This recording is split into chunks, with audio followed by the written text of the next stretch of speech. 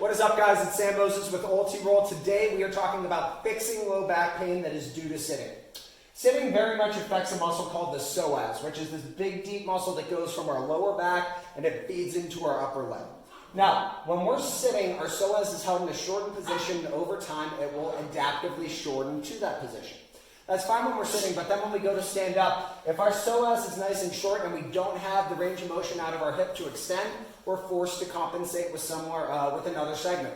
Guess what segment does that? It's our low back. So what we'll see is the psoas shortens up. It causes us to overly extend in the low back, and that causes pain.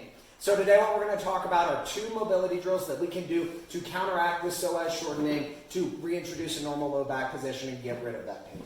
The first drill we're going to do is using our Ulti-Roll peanut ball to get some targeted pressure release on that psoas, to get that spasm to release, get that psoas to calm down. Now, this is going to be a little different. Like I said, our psoas is really deep in our body cavity, so instead of using the peanut on its side, we're actually going to use it vertically on the ground. We need more height to actually access that musculature.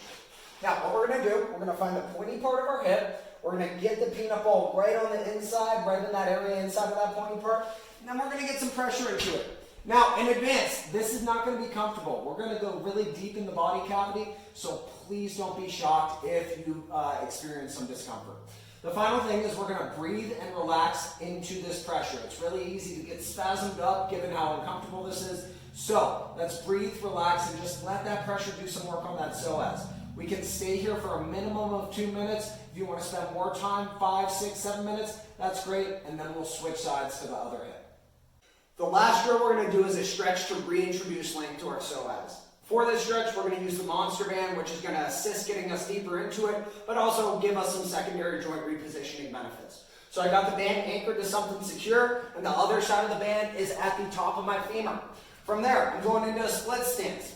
We have 2 cues for this stretch. Number 1, stretch comes from the hip, not the low back. So I don't want to see that we're popping our chest up towards the ceiling. We're going to keep our shoulders over our hips. Number 2, and this is the key, we're going to squeeze our glute on the side we're stretching and then simultaneously drive our hip forward. As I do that, I almost immediately feel a stretch on the front of that hip. That's your psoas. It tells you you're in the right place. We're going to hang out in this position, trying to get deeper and deeper into the stretch for a minimum of 2 minutes, and then we can switch sides.